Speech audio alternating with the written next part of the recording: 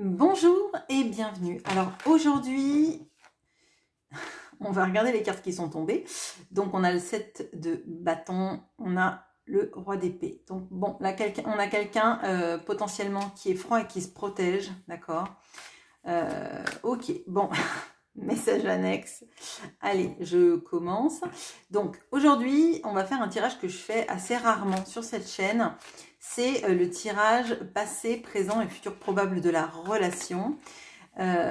Donc j'utilise le tarot Sobilo, j'utilise l'oracle d'Isawat et on va aller regarder donc le passé entre vous dans cette relation. Ok.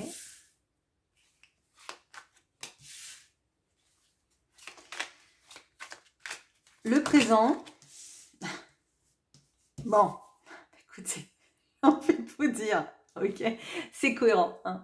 Qu'est-ce qu'il y a dans le présent? Les deux cartes qui viennent de tomber depuis tout à l'heure. Ok, donc effectivement, ouais, il y a une protection. Quelqu'un qui cherche de l'équilibre dans sa vie. Bon, je ne vous spoil pas, on va quand même faire le tirage. Et dans le futur probable. Ok. Alors, là, potentiellement, donc on a la ligne du passé. Là, on a le passé, présent, pardon, et futur proche, selon ce qui a été mis en place, selon aussi vos ressentis, c'est un tirage général, donc il y a des personnes qui vont en être dans le présent et d'autres qui vont initier potentiellement certains changements dans leur vie, certaines conscientisations, peut-être aussi du lâcher prise, etc. Hein, ça, on verra.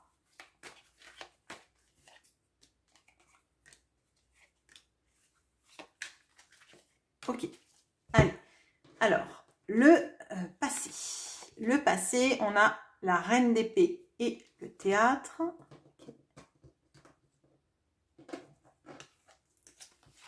On a le valet de bâton et le grand cœur. La bringue et l'as de bâton. L'ermite et le glaçon. Alors, très clairement, là, dans cette relation, je dirais que au tout début, d'accord, il y a une sorte de tentative de protection, rationalisation peut-être aussi de la relation, d'essayer de pas s'emballer, d'accord, de se contenter de ce qui se passait, je dirais, du factuel, de pas tirer des plans sur la comète, mais je dirais des deux côtés. On avait quelqu'un qui était un peu sur ses gardes face à vous, d'accord, qui avait pas trop confiance dans les relations amoureuses, d'accord, donc que ce soit un homme ou une femme, on peut avoir quelqu'un qui a été trahi, trompé, etc., qui peut avoir d'ailleurs une blessure de trahison qui est assez forte, d'accord, et ça vous engageait pas forcément à vous dévoiler, etc. Il y avait un petit côté peut-être mystérieux chez vous, que cette personne aussi a ressenti, qu'il a à la fois attiré et en même temps qu'il a un peu mis sur ses gardes de comment ça va se passer, etc. etc. Bon.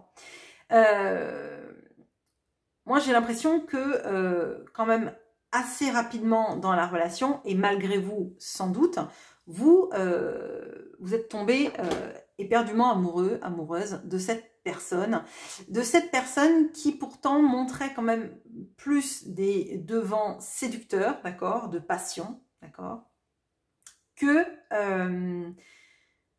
des sentiments amoureux. Hein. Je dirais que là, d'un point de vue de la passion, de l'attirance, etc., c'était sans doute très fort. Vous, il y avait ce gros truc en plus, je dirais, d'accord, des sentiments, mais d'essayer un petit peu de les dompter, de les canaliser. Vous voyez, un petit peu comme si au tout début, vous vous étiez dit, allez, il faut pas que je m'emballe. Et puis malgré tout, vous vous êtes senti emballé. Hein. Cette personne vous plaisait, d'accord, vous plaisait énormément, de l'attirance physique à tout ce qu'on ressent de l'autre personne, de ses blessures aussi, hein, de justement peut-être le fait que cette personne a été blessée vous l'avez pris un petit peu, alors je vais dire comme un oiseau blessé, mais un petit peu dans cette notion-là de se dire, bah, c'est quelqu'un qui a souffert, c'est quelqu'un qui a vécu, c'est quelqu'un qui a vécu des choses pas sympas, mais moi, je vais peut-être lui montrer ce que c'est vraiment l'amour. Ok. Et vous avez essayé de freiner, hein, de freiner ce cœur qui prenait beaucoup de place dans votre poitrine, de cet amour qui prenait beaucoup de place dans votre vie. Et on voyait que l'autre personne en face était quand même dans une notion vraiment de passion, de désir charnel, de désir physique, et que vous avez essayé de rationaliser ça en se disant, bon, on va prendre les bons moments, et puis tant pis, on va pas mettre la charrue avant les bœufs, on va pas précipiter trop cette relation. Et moi, ce que je ressens, c'est que cette personne, elle a alterné entre les périodes de passion et les périodes de grand repli sur elle. Et que ça vous a refroidi vos ardeurs, je dirais. Ça vous a fait l'effet d'un glaçon, d'un iceberg. J'ai l'impression que c'est un peu le Titanic qui se prend l'iceberg là, et puis on ne sait plus où ça va, on ne comprend pas. On ne comprend pas pourquoi, alors qu'il y a cette alchimie, je dirais, des corps, cette attirance, les sentiments que vous avez. Pourquoi est-ce que finalement l'autre peut rentrer dans sa grotte? Pourquoi est-ce que la personne en face peut devenir... alors qu'on sent quand même qu'elle avait un potentiel de froideur, cette personne, d'accord? En fait, c'est le feu et la glace, typiquement, cette personne. On est le feu quand le corps s'exprime, et on est la glace pour tout ce qui est des sentiments, de la verbalisation, des messages, des contacts, de prendre de vos nouvelles, etc. Bon, là, je pense que ça vous a vraiment refroidi dans le passé. La tendance à cette personne de se mettre en mode ermite vous a glacé. Ok. Et là, à mon sens, il y a presque une notion de... si cette personne est tellement un ermite, est capable de rentrer dans sa grotte chaque fois qu'elle ne veut pas parler, chaque fois que quelque chose la titille trop, peut-être que j'aurais dû alors soit rester dans un mode je vais pas te dire d'amitié amoureuse, parce que c'est beaucoup plus, c'est dur de feindre qu'on est juste ami avec quelqu'un qu'on aime. Donc, et puis je suis pas sûre que ce soit très souhaitable d'une manière générale. Mais on a cette notion-là de se dire peut-être que j'aurais pas dû m'emballer, j'aurais peut-être dû freiner mon cœur, j'aurais peut-être dû le retenir, etc. Bon, chose en théorie facile, en pratique, ça me paraît quasiment impossible. Alors, présent, futur proche. Qu'est-ce qui se passe actuellement? On a le 7 de bâton et la Kundalini. On a la joie et le roi d'épée. On a le poulain et le de denier. On a l'empereur et la réflexion. Alors, là, de ce que je ressens, vos énergies sont totalement différentes. Là, on a quelqu'un qui potentiellement se met à fond dans son domaine professionnel ou dans des activités ou dans des choses pour lui permettre de s'épanouir matériellement, on va dire. Mais on a quelqu'un qui se protège, qui est très froid, d'accord, qui est resté très froid, mais c'est le niveau du dessus. C'est quelqu'un qui est vraiment très rationnel, peut-être même un peu rabat-joie, je dirais, dans la rationalité. Et vous, il y a quelque chose qui est en train de se développer. Alors, on a la Kundalini. Je dirais que peut-être que vous avez des sortes de douleurs tout le long de la colonne vertébrale, d'accord. Peut-être que vous ressentez quelque chose d'énergétique, mais qui part un peu dans tous les sens. Et il y a quelque chose qui, en fait, s'est réveillé en vous, d'accord.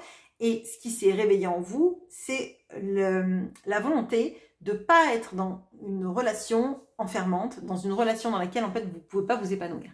Là, à mon sens, face à la froideur, face... je dirais presque au calcul de cette personne, à cette manière de toujours être en train de se protéger, de peu donner, d'accord, on a cette notion-là, vous avez envie, vous, de vous attacher à ce qui vous fait du bien. Parce que là, en fait, il y a presque une notion de se dire, oh là là, on va finalement mourir d'ennui, mourir de chagrin, et moi, je veux pas ça dans ma vie, je veux de la joie, je veux m'éveiller, je veux que mes sens soient en éveil, et ça peut passer par plein de choses, hein. L'essence en éveil, c'est pas forcément une invitation à rencontrer quelqu'un et d'avoir des relations charnelles, hein.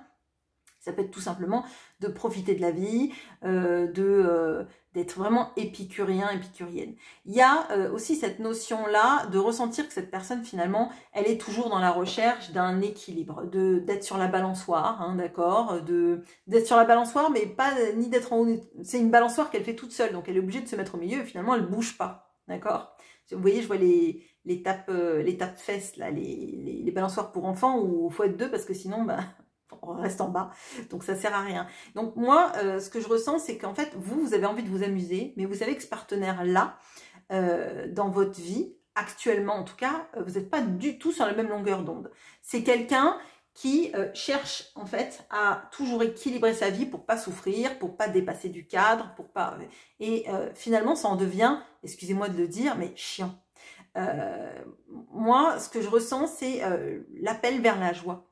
L'appel vers l'enfant intérieur, l'appel à expérimenter des choses et pas être avec quelqu'un qui contrôle votre relation, qui vous pousse, vous, à vous poser des questions dont vous n'aurez jamais les réponses, d'accord? Et là, ce que je ressens, c'est que finalement, vous vous dites, on vibre pas du tout de la même manière. Moi, j'aspire à de la joie, j'aspire à des éclats de rire, j'aspire à être en relation avec quelqu'un qui me fasse rire, avec qui la vie paraisse légère et pas quelqu'un en fait dont je sais jamais décrypter les actions, qui passe du feu à la glace en un clin d'œil, qui répond pas à mes interrogations, par contre qui pourrait me poser des questions sur ma vie, sur comment j'envisage telle ou telle chose, mais sans réciprocité. Alors là, par contre, moi je sens vraiment bon, mon cerveau, ça va être les vacances, je vais le mettre en mode pause et je vais profiter. Alors, là, dans le futur, qu'est-ce qu'on a? Alors, on a le jugement, la déception, le 4 de denier, le miel, la tour, le volcan, oh,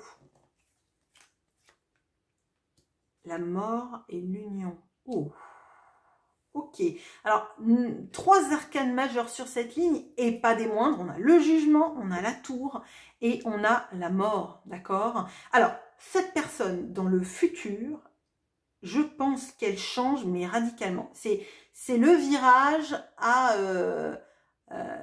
180 degrés. C'est le gros virage.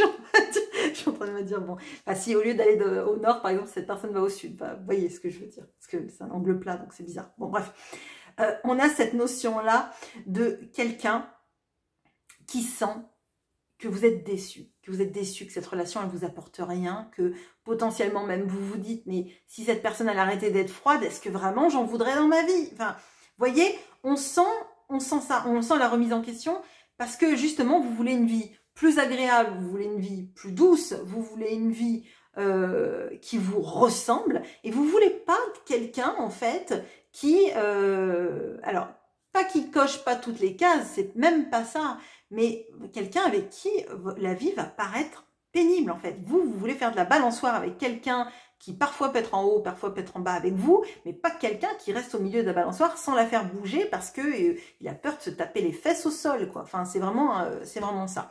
Et cette personne va ressentir très fortement à quel point, dans sa vie, le statu quo, c'est enfermant. Le statu quo ne nourrit pas. Et à force de ne pas prendre des risques, d'avoir peur d'être déçu, d'avoir peur d'être trahi, finalement, on a une vie pénible. Pénible. On a une vie ennuyante, en fait. On a une vie qui ne nous ressemble pas. Et cette personne sait, en fait, que ce qui lui plaît, c'est vous. C'est vous avec votre caractère parfois un petit peu volcanique, passionné, qui lui plaisait en fait. C'est vous avec vos mots d'amour, avec votre tendresse et à la fois en même temps votre caractère fougueux qui nourrissait sa vie. Finalement, c'est quelqu'un qui s'ennuie dans sa vie. Sans vous, la vie, elle est pénible, elle est longue, elle est trop longue. Bon. Et donc là, on a quelqu'un qui va déconstruire totalement sa vie, d'accord? Là, on a même des notions de quelqu'un qui peut changer du tout au tout sa vie, quitter tout ce qu'il a pour venir vous recherchiez. Et là, ça sort de nulle part. Alors, à vous de voir si lorsque cette personne va revenir en mode mais complètement j'ai tout compris, c'est toi que j'aime, t'es la seule personne qui me plaît dans cette vie, t'es la seule personne qui me fait vivre des émotions, t'es la seule personne qui m'agace et que j'aime autant, etc., etc. Enfin là, c'est vraiment pour moi des déclarations passionnées. C'est en fait, vous êtes la seule personne qui fait vibrer sa vie. Et elle se rend bien compte que sa vie, jusqu'à présent, ça a été, sans vous, ben, un statu quo hyper ennuyeux, un 4 de coupe, typiquement. Une notion de vouloir se protéger et finalement d'avoir une vie mais morne, insipide. Ok. Donc là, potentiellement, on a quelqu'un qui arrive totalement de nulle part, qui se rend compte à quel point en fait vous êtes l'amour de sa vie, je peux pas le dire autrement, l'amour, la passion de sa vie en même temps. Vous voyez, il y a tout qui est mêlé et pour elle, c'est un bouleversement parce que c'est quelqu'un qui a toujours cherché effectivement la passion physique, mais les sentiments, surtout, fallait pas que ça déborde. Et là, en fait, ça déborde de partout. Ça fait éclater tous les barrages de sa vie, hein, très clairement, on a ça. Mais là aussi, il y a des grosses inquiétudes de savoir si cette personne, sur le long terme, voire même sur le moyen terme, elle serait pas décevante pour vous, voyez. Parce qu'en fait, on a une personne qui s'est protégée, qui a peut-être porté des masques, qui est trop sérieux dans sa vie pour pas bouger trop de choses. Et là, en fait, elle se rend compte que elle peut être très décevante pour vous et qu'elle n'est pas sûre que vous, sur moyen long terme, vous la vouliez, en fait. Elle arrive dans votre vie un petit peu comme une boule de bowling dans un jeu de quilles, mais est-ce que finalement, vous n'allez pas vouloir aller jouer sur la piste d'à côté, quoi. Bon. Voilà, désolée pour la métaphore du bowling, je ne sais pas si ça parlera à quelqu'un, mais bon. Je vous souhaite une très bonne journée et je vous retrouve en commentaire si vous le souhaitez. À bientôt.